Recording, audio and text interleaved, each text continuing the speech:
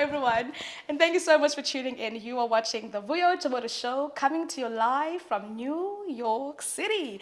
I am your darling Vuyo Joboda, and today's episode is absolutely going to be incredible. And I'm saying that because we have a very incredible guest who's joining us in studio today. When you think of New York City, you think of the hustle and the bustle of the city, and this guest today is an example. It is really an example of that.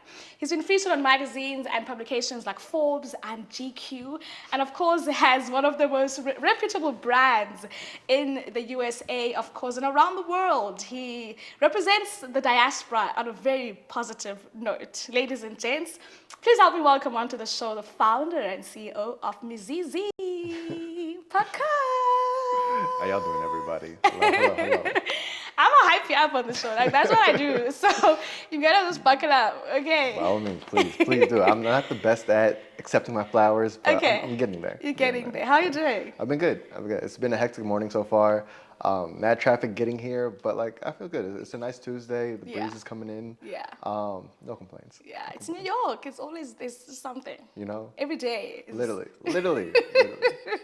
So keeps life exciting. Yeah. But you came to New York quite recently as well. I mean, about a year and a half, as you had mentioned. And the city just has some sort of energy with it.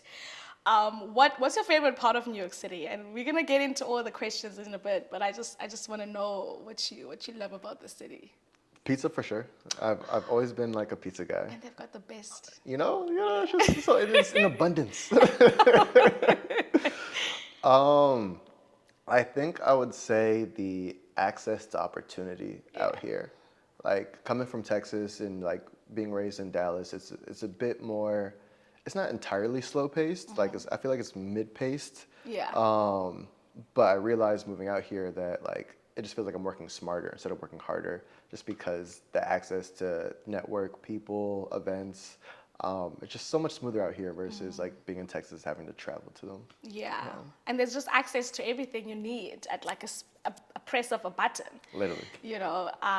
And that's amazing. And what brought you to New York? As you said, you're from Texas. What inspired the move? Oh, I was bored with life. Like after my 27th birthday, I had read some old journal entries and I realized that I felt like I was in the same place that I was in whenever I was like 24 or 23. And not to knock like the growth and everything that I've done like within the years in between, but it just felt like it wasn't enough. I felt like I just needed something to switch, something to change. Yeah. So yeah, like I have family up here. So like I was originally born here, moved whenever I was 2. But my grandma, my aunties, my uncles, they all live here. So I called up my grandma. I was like, look, I need a change of pace. Here, come up there for a bit. Yeah. And she was like, yeah, by all means. So like I packed my bags within a week. I moved up here to New York, and I've been loving it since. That's it. Just pack your bags and just go. But it's nice that you have that safety net of family that was in the city as well. No, it's true. It's true. And New Albany, Ohio, Dallas, and South Florida are all states or cities that represent, before that 27th birthday of your life. You've done your research. I've done my research. What did you learn, about yourself in each of those? Because those represent different times of your life and different seasons. If you were to encapsulate all of those seasons and kind of think about the lessons you've taken from all of them, what would you say those are? I would say Ohio was whenever I first got into like my entrepreneurial bug. I used to do a lot of random like endeavors and ventures with my friends back then growing up. Keep in mind, we're in elementary school, so we didn't know what we were doing. Yeah. But we launched like this, we called it the KQN, Kids Quarterly newspaper. Interesting. It was like a school newspaper. We sold it for $0.25. It was me and like 4 other friends just writing random articles about things we cared about. But we kept that up from like literally 2nd grade all the way to 4th, 5th. And like I just realized that I had just like a knack for business. Yeah. Whenever I was in Ohio. Moving to Texas was more so me kind of coming more into my identity and like appreciating my blackness, I would say. Being in Ohio, very pasty, very, very, just everybody knew was Caucasian. Knows what? Caucasian, white. Okay. So like moving to Texas was just a whole different ballpark. I started like having to actually make like black friends and like really start appreciating my own blackness, and understanding what that meant for my own identity. Florida, I would say it's kind of like a combination of the two, like merging both like my identity with, I mean, entrepreneurship can be considered a facet of my identity, but nonetheless, like, Yeah. Mizizi was a product of like that search of like, what does it mean to be Paakow and like, who am I? Just because like each place was a giant culture shock. Ohio, mad white. Texas was a nice mix. Florida, it was mixed, but I just wasn't used to like Caribbean culture. Okay. So being out there, I started like really questioning myself. Like, okay, these people, they look like me, they're black like me, but like I'm still having trouble connecting with them. So what does that even mean for myself? And like, who are the type of people? What do I like? What do I find, or what do I search for in people when I'm wanting to connect with them to begin with? And yeah. That's interesting, right? And it's not even a consistent quest, but it's part of a quest to fully fledging yourself within your identity and understanding yourself within all these different spaces. Would you say that had a positive or slightly negative effect to how you then saw yourself, having to find yourself in these different spaces and having to reevaluate consistently, you know, who you are and how you place yourself in these spaces? What are some of the struggles that you had with that? Because it is different, and it is quite a number of different places that you had to insert yourself and emerge from. So what would you say was that experience? I would say like that first jump between Ohio to Texas was really rough in the beginning. Just because like I felt like I had to accept a part of myself that I didn't necessarily always acknowledge. I think being in Ohio, I just wanted to be a white boy. I wanted to have like the straight Yeah. hair. I just wanted to be like my friends. I don't want to be seen as different. I think in Texas, when I realized that like I was different and that like, no, you're not white, you know? And not to put everything in like black and white literally, but it wasn't the easiest. And I think that it took a lot of maturing at a young age for me to like kind of face myself, accept myself, and acknowledge myself. I think Florida wasn't easy either in the beginning, but although I'm not necessarily a fan of Florida either, I think like that point and just being out there was really pivotal to my own growth and like Yeah. really learning more, even diving deeper into like, okay, what does it mean to be Ghanaian? You know what I'm saying? Ghanaian in America. And yeah, I think that like each season, I wouldn't necessarily say positive or negative, but challenging for sure. Challenging, yeah. Yeah. And I could even imagine not only the difference between black and white, but also American and African, and having those two Yeah. identities come together as well. I felt like in Florida, I was definitely like, because Texas was whenever I started like hanging out with like, there's not too many Ghanaians, but more so Nigerians. I started hanging out with a lot more Africans.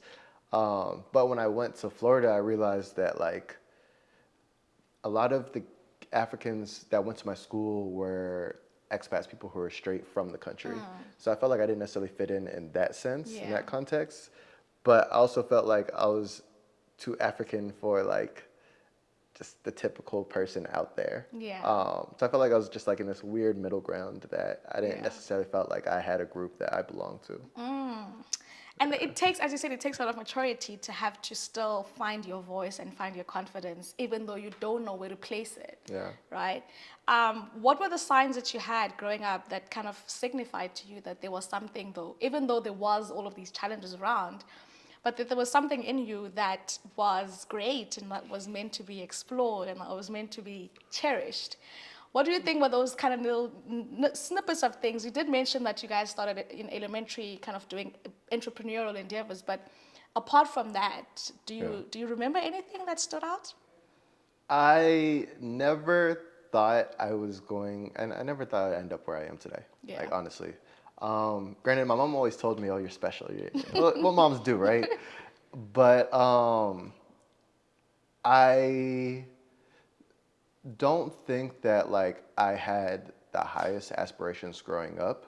It wasn't until I realized that like when I was in college that I realized whatever I do put my mind to that I can achieve was when I was like, oh shit, like I can actually become whoever, do whatever, and Yeah. like achieve new heights that I never necessarily dreamed about before. But I mean, growing up, I always felt like had various entrepreneurial like endeavors. When I was in Texas, I used to do like trash concierge, to where like all around our apartments, I'd pick up the trash for like $1, and just made money that way. Or I sold candy in school until I got caught. Wait, you got in But trouble for doing business? apparently we're not supposed to solicit on school grounds, but I digress. I digress. Yeah. Yeah, but like growing up, I've always just had various interests that I thought I could make money from, or I saw opportunity in. And my mom has always been very supportive and like pushing me to do the things that I wanted. Granted, she would tell me the pros and cons, Yeah. but she was always like, all right, if that's what you want to do, just let me know how I can support. I'll support you. Do what you want. Granted, I never actually finished a lot of the projects that I started, but even having that support to just actually try new things has helped me a lot growing up. And I think even the lesson in that, that even though you, as you said, you didn't get to finish all the things you started, but there's a skill and a lesson that you learn from each of those things that you're able to kind of use now. That's true. Right? That's true. You mentioned your mom, which I see on the social media streets. Everyone calls her Mama Mizizi. Yeah, she's pretty popular. I think her Instagram handle is that as well, Yeah, right? yeah, it's Mizizi Mama. Yeah, This yeah. is a mama, and you spoke about the support that she got from her, but I think it's such a topic to even explore, right? The idea of having support, of having a safe space that you can not only be vulnerable in, but you can express yourself in. Not it could be family, it could be friends, and you had people like George as well in your life. But when it comes to your mom, who believed in you so greatly, Yeah. what would you say is the importance for anyone who's watching, to be cognizant in how they pour into those who, people like yourself, as you said, like your mom said you were special. When you identify that that person is special, how do you pour into them that they'll be able to cultivate even more, even further? And how did Yeah. your mom do that for you as well? That's a good question. I think that a lot of it was her not necessarily, because the reason why she took that approach with me was because Grandpa, he had been very controlling of my mom. Whenever she moved to the States, he picked her career, he picked what school she went to, what she even learned in school. And my mom always like just had in her head that she didn't want her to treat her son the same way that she was treated. So in everything that she did, she didn't necessarily like take that control from me. She would let me do it on my own, but she would be there to support, to help out, to be like a listening ear, to even bounce ideas off of, to see if it's something that I truly wanted to do or not. I think that has been like one of the biggest factors, and like not necessarily taking that autonomy from people. Like don't necessarily tell them what to do. You just kind of be a guiding hand or just a supportive hand when they need Yeah. it. Yeah, yeah, Yeah, it's definitely, because there are those days where you just need someone to listen, or yeah, just someone to bounce an idea off, and someone who's going to have the heart to be able to receive that, and allow you to be able to kind of go through that process. And a lot of entrepreneurs kind of find themselves in this space where they give up, not just because it's hard, but because there isn't enough support. yeah. What would you say to those types of entrepreneurs that don't have that, right? And they are in this all by themselves, or they believe in this all by themselves? What kind of tools would you say you would kind of give them today about the journey? I will say therapy helps a lot. Therapy helps a lot. I think being able to be introspective and to be able to like recognize the chinks in your armor is very like helpful in regards to the entrepreneurship journey. Yeah. I feel like people don't have business problems; they have personal problems that reflect in their business. So if there's a reason that they're not necessarily getting that support or feel like they have that community, then that may necessarily be something to look introspective and figure out what needs to change in order to be more open or inviting, not necessarily put the blame on them, but what can be done differently so that people are more willing to support or such. I also would say, I don't know, I think friends and communities a lot. I don't think nothing can be done. I don't think there's any such thing as a self-made person. Yeah. I really believe I wouldn't be here if it wasn't for like the friends, family that have like poured into me, poured into Mizizi. And like even my team now, like there's 7 of them. Wow. They all have like full-time jobs, but they're all very committed to Mizizi. They're all very committed into like the work that we're doing. And all of them are smarter than me. So like there's no way that I'd be able to get here without them. Yeah. And they say you must get a team of people that are smarter than you. You have to. You know, because that's the only way it will kind of, your business will be able to escalate in that regard. In the early years of Mizizi, you know, you had a friend, and I'd mentioned it earlier on, George, and that relationship was able to birth the concept, right? You did all of the mud work, but the concept of it was founded from that. What does an ideation phase look like? What did your ideation phase look like for the brand within that time frame that you and the infamous George? So back then, this was like my freshman year at USF. Like I said, I was really lonely. I wasn't able to make friends. George was one of the first good friends that I had made. Yeah. He used to come into the dining hall, and he was Kenyan, he was Kikuyu. And as you know, Kikuyus are very, very lucrative people, very ambitious people. But he would come in the dining hall like every day, and he'd wear just the same stuff we'd wear over here, just like simple stuff like pants, shirts, all that. But it'd have Kenyan fabric stitched into it. And coming from Texas, where I knew a lot of Africans, I saw an opportunity, and I saw that like, okay, like I haven't seen this before. Let me kind of dive into this and see where it takes me. And in high school, I had like a small background in fashion. Interesting. What was that background? I had a graffiti drawing stage to where like I just drew all day, every day. And don't get me wrong, I don't design any of Mizizi's concepts now. Like I'm not artistically like talented. It's not me. But I spent a lot of time just drawing graffiti, and one of the designs I had made, I was like, okay, this is a really good design. How can I put it on a t-shirt and how can I sell it? So I went through the whole like research process of all the different types of fabrics, t-shirts, printing, etc. But I still wasn't able to make a good quality product at an affordable cost. So I kind of just let the idea die. But taking that knowledge with me into college and being inspired by what George was wearing, I was like, okay, let me kind of like pour more life back into the fashion, see where I can take this. Mizizi is supposed to be everything from head to toe, from like hats, shirts, pants. It was supposed to be like with the African fabric stitched into it. And after my freshman year, I ended up going to New York to try to find a manufacturer that would do everything from start to finish, from like ideation, design, production, distribution, everything. The person I found told me I was trying to do too much and that I needed to downsize on my idea. Okay. So that's whenever I didn't listen to them at first, but after some time, I kind of just let the idea sit in my head, and I was like, okay, if I am trying to do too much, what is the one product that I think will do the best? And that's whenever I boiled it down. I was like, okay, I've never seen an African baseball jersey before. Yeah. How can I dive deeper into this? And it kind of took from there and went forward. I wouldn't even say that was a naysayer. Would you? It's just people in your journey. Literally.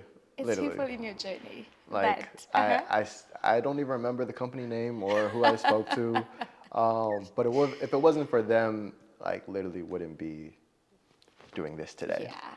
What does Mizizi stand for? Roots in Swahili. Like so, since George is Kenyan, whenever we were first ideating the idea, I was going through a list of words that were related to Africa in the diaspora. Got down to roots. He translated in Swahili for me. Heard Mizizi. I was like, oh, I like how that sounds. Yeah. You know, so that kind of rolls off the tongue. Yeah. So I stuck with it. Mizizi, that is of course the brand that we are highlighting today. He's wearing the t-shirt, right? So we're gonna go to a quick ad break, and while we do that, I'll be marveling at this t-shirt because it has South Africa on it. So I'm gonna be wondering what's going on. We'll be back straight after this quick ad break. See you in a bit.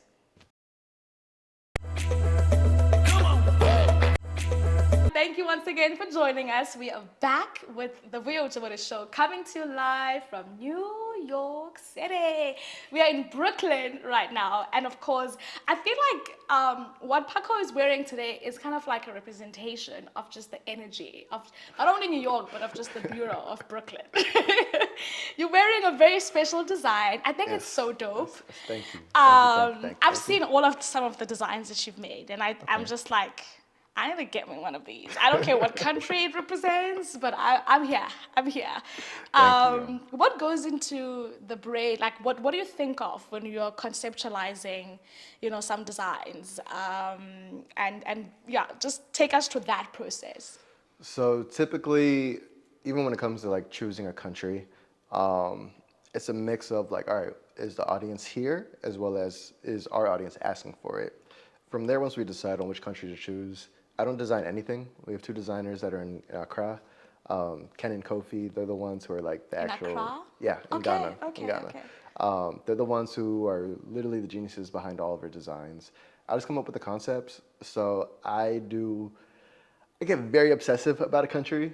Interesting. I try to take in as much media as I can from there. I try to learn what are the small nuances that, like, if you're there, if you know, you know, you know. Yeah, I try to find like those little stories that if we incorporate it into whether it be the photo shoot or the visual campaign for the design, someone from that country, if they see it, they're like, oh, this guy gets it, you know? So yeah, even with the South Africa one, like I watched a lot of videos on like Springboks, Bafana. Yeah, you said it good. Okay. Make sure I didn't mess up. Yeah. And really just immerse myself in the culture of the country, talk to people from there, go to events there, because in New York you can kind of find like a culture of anybody here, right? Yeah. Go to events, hang out within the community, and really like get to know the people from these countries. Yeah. And then yeah, like I just kind of jumble all that up, pass it along to Ken and Kofi. They come up with the designs, and then I just pick and pull what I like and don't like until we agree on something. I like that. I like that you immerse yourself within the culture so that the product goes to the consumer and it speaks to them because Literally. you fully understood who they are, right? Literally. And what's been your favorite kind of country, if that's even a fair question to ask, but I will ask it anyway, right? That you've kind of felt like when you were immersing yourself within it, that, okay, this was very, very interesting to learn more about. We haven't released jerseys for them yet, but I've been really interested in Zamrock and like Zamrock. yeah, and like the heavy rock, heavy metal culture that's in Zambia, Interesting. as well as that's in Botswana as well, in Okay. Bots. I will say I loved learning about like Zimbabwe and how they had the UFO sighting in 1994, and just kind of diving deeper into that. What else? What else?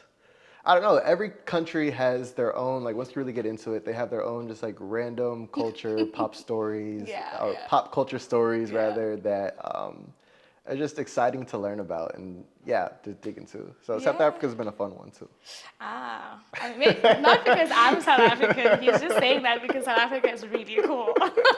Yeah. I mean, these two truths can coexist. Yeah.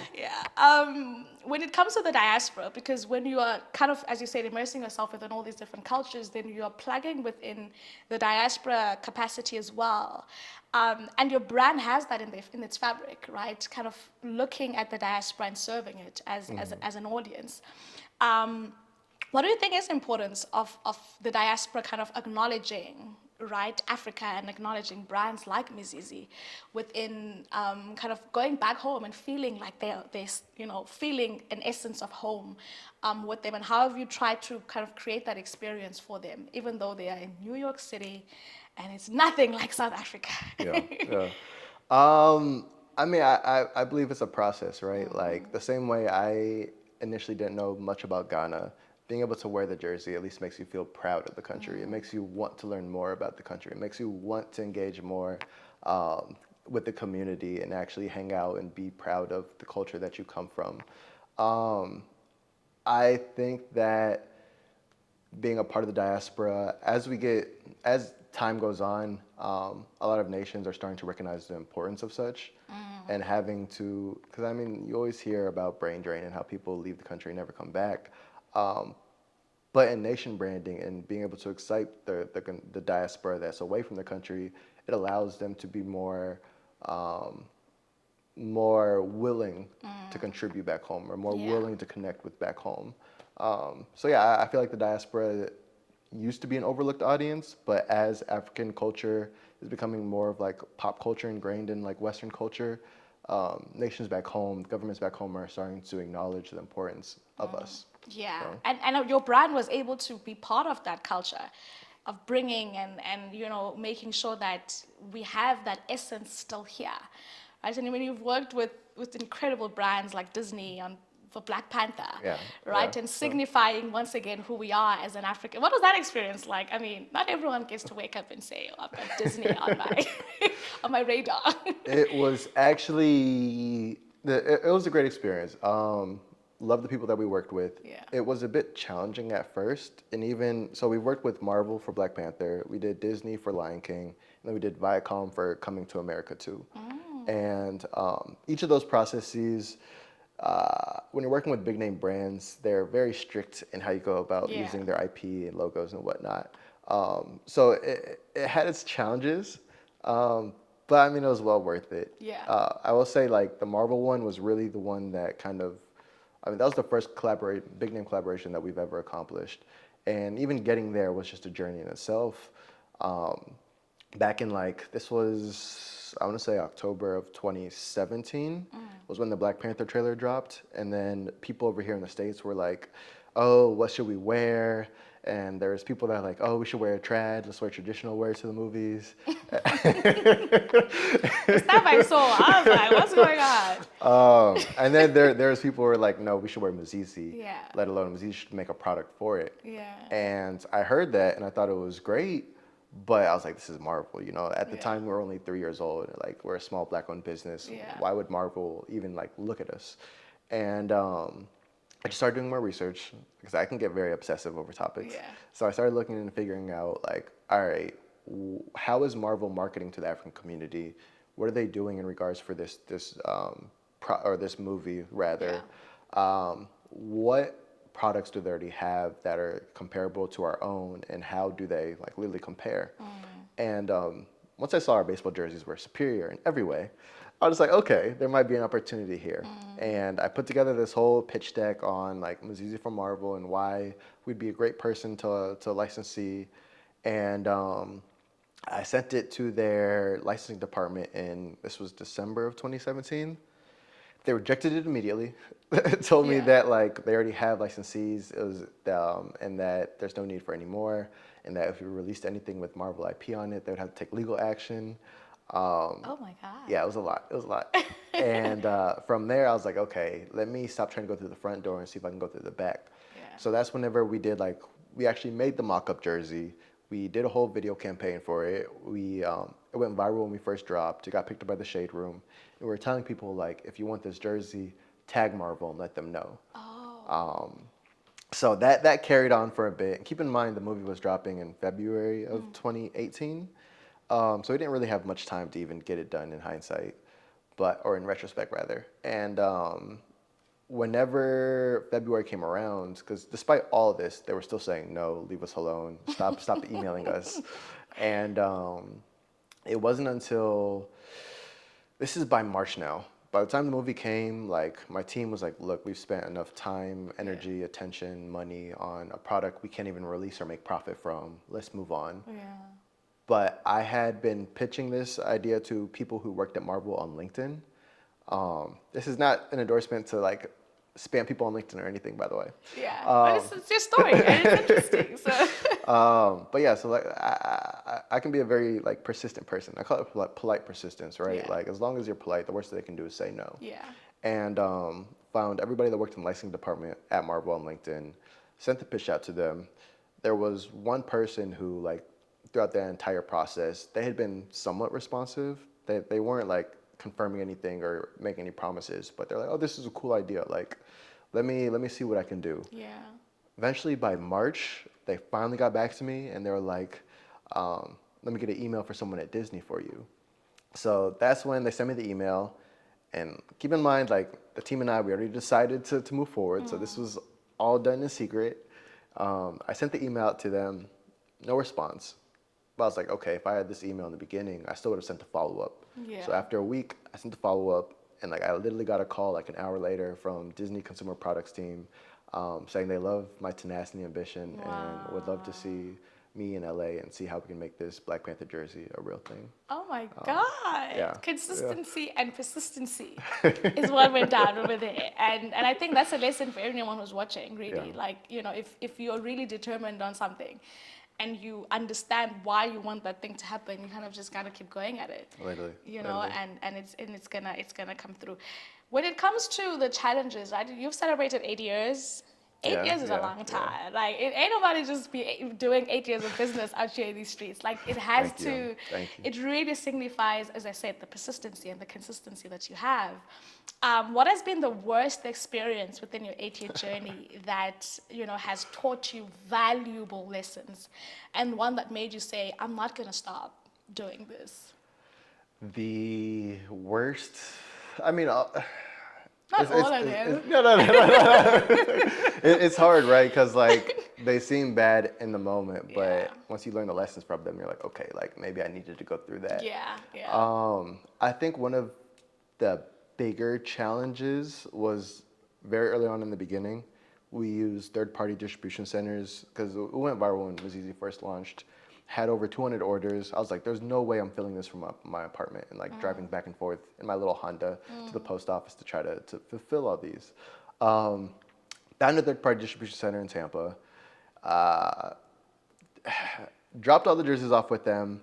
And at first they did really well. Like, I was very hands-off. People ordered on the website. They'd get the order confirmation. They'd ship it directly to them. It was very hands-off. I didn't need to do much. It wasn't until we started releasing multiple products from multiple countries that they started messing up. They started shipping people the wrong size, the wrong product, the wrong country. Say you're from Guinea-Bissau and we had a Guinea jersey, like they would send the Guinea jersey or Equatorial Guinea, or just like, that's not the jersey I ordered. It was very bad, like to the Yeah. point to where there was even one customer who got a bottle of Viagra. And like, we don't even sell Viagra, let alone like Wait. anything else. Yeah. Instead of a Yeah. jersey, they got. So the distribution center, they were fulfilling orders for other companies as well. And somehow they mixed up ours with Oh my God. whoever needed some Viagra. And yeah, I sent it to a customer and like a mom called me and everything. She was like, why is my son receiving this? And I'm like, I have no idea. I'm so my sorry. I will get to the bottom of this. Yeah. She was very kind. She wasn't tripping on it. But yeah, like that was one of the most challenging parts of the journey very on in the beginning, and taught me that like it's best to have, because like I'm very like laissez-faire. I don't think necessarily you should have full control of your product, but no one's gonna care about your product as much as you do. As much as you do. So it's best to bring it in-house so that if anything happens, you don't have to go through a third party to figure out what the solution is. Like you can handle it immediately in a timely manner. Yeah.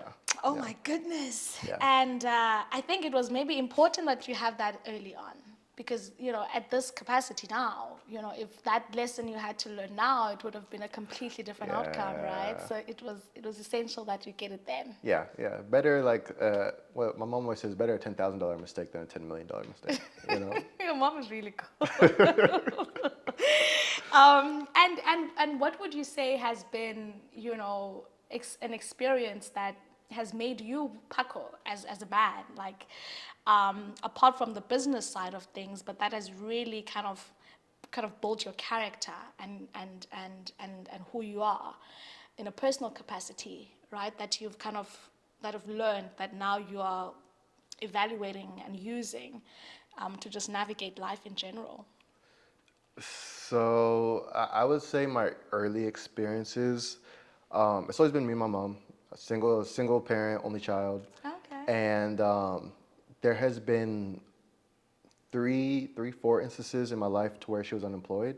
So early on, the reason why we moved from Ohio to Texas was because, and I don't know how she did it, but she had lost her job whenever I was in third grade, and we were able to survive off savings for those 2 years until like finally we're just like, she was like, Paakow, like I have nothing left, you know.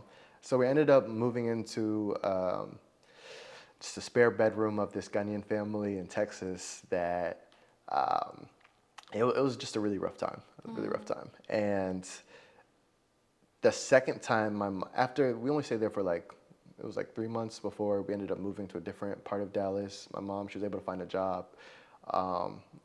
We were literally sleeping on like air mattresses in these apartments for a while. And by like my 7th, 8th grade, she had lost her job again. And so it was then another experience of like, all right, how do we survive? How do we make shit work? How are we able to pay the bills? And in each of those experiences was like, I tapped into my entrepreneurshipness, whatever you want to call it. And also like I learned very on the importance of independence and like being able to take on more responsibility and not complain about it or try not to. I didn't want to suffer to make my mom suffer more. So I think those early experiences in childhood, whenever she did lose her job, and like forced me to actually like just kind of like man up at a young age, really shaped how I'm able to like handle responsibility, leadership, independence now. Yeah, you know what they say about only children? Huh? What do they say? I'm not gonna. I would say it off air. I would say it off air. But you know, we spoke earlier. You mentioned just briefly earlier on about the importance of kind of therapy and, you know, and I just want to kind of brush through mental health and it's a tough game being an entrepreneur. Just being young and just living in this time in general. Literally, is a lot. Everything you see on social media is someone doing better than you. You know, so how do you incorporate? How are you constantly making yourself aware and checking in within your mental health and ensuring that you stay on course, because everything can take you off course. Yeah. Everything around. Yeah. I think it's an uphill battle. It's something that I still struggle with. My therapist has taught me a lot about just like different tools that I can use whenever I'm feeling some kind of way or whenever I've noticed dark thoughts happening, such as writing or just being in the presence of friends, or doing sports or just like things that bring you joy or make you feel like a kid again.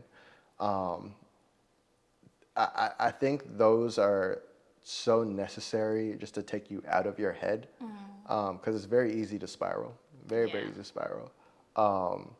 So like being able to have those checkups with friends or just be able to be in a space where you're not necessarily alone. Yeah. I'm an introvert, so naturally I like my solitude, but isolation can get dangerous. So being just cognizant of when you need to step out of like your own box and just be out there has been really helpful in like my own mental health and protecting it. That's what they say about only children. Like, they're very introspective. And they just like their own time. And it's just, I was an only child for a long time, so I know what that looks like. Yeah. So yeah, that's what a big part of what I was gonna say about only children was. And who is Paakow outside of Mizizi, outside of business? What do you like to do? Do you like, you know, you mentioned in an article that you drink gin, what is it? Rum. You know, but what would you say signifies who you are just outside? What do you like watching? Like, what do you like doing? Like, Okay. I'm no stranger to partying. You know, I have my little You'll turn be ups. outside. A little bit, just a little, small. I like reading. Okay. I'm a really big fan of dodgeball. Like, Dodgeball. Yeah. Okay. I used to play that whenever I was a kid. It's just throwing balls at each other and dodging them. But as an adult, that really makes me feel like, I don't know, it puts me in a space to where I feel like a kid again. So like that's been a big part of just adulthood. What else? I mean, really, it's either I'm hanging out with my girl or I'm hanging out with my friends for the most part. Yeah, that's a hard question. I feel like people would maybe describe me differently, but it's so hard when it's like yourself, right? But yeah, I mean, I just be chilling. I don't do too much. I kick it, read, party a little bit, go out small, or I'm just like working out or just like playing sports. And I asked you Yeah. that question because I know, just for the entrepreneurs out there who are watching, that they kind of be aware that it is okay to have a life outside of business. It is okay to step outside from time to time and just enjoy yourself and still remember that you're young Yeah. and that there's still life to live. Last words before we say goodbye, what would you just kind of leave us with? Last words. Just kind of, I guess, piggybacking on the tip that we were just on. Yeah, I spent a lot of time detaching from the business and like detaching my identity from the business rather. I think as an entrepreneur, especially for your first business, it's very easy to attach your entire identity around what you build. I'm a firm believer that what you create isn't necessarily you. And that's kind of like contradictory to what people typically say. Yeah. But yeah, it's not. At the end of the day, like it's still a means to an end. Like you are human. The business is not. Yeah. So what needs to be taken care of is the human, The you human, know? yeah.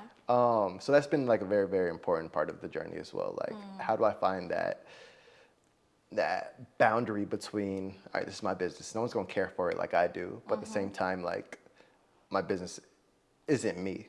I'm Yeah. still me. Yeah. Yeah. That's right. Yeah. That's right. And we got to know a little bit more about you on this episode. Now someone's asking Vuyo, you would not dare let him go without letting him tell us about where to find Mizizi and how to find Mizizi. Bonus, So bonus. I'm gonna make sure to do that for you at home. So please do share with us. So it's mizizishop.com, MIZIZISHOP.com, and then Mizizi Shop across all social platforms. Go get yourself a Mizizi. You know what I'm saying? Holla at us. Holla. Thank you so much for coming on the show. No, of course, of course. This was a great time. I learned so much from you, and I hope that you at home, of course, took a notebook and a pen and wrote some of these notes down, because that's exactly what we got from this episode. Thank you to Paakow for joining us, and thank you at home for tuning in. This is how we do it right here on the Vuyo Joboda Show, coming to live from New York. You know what I'm saying? City. City. Yeah. That's how we do it. That's how we do it.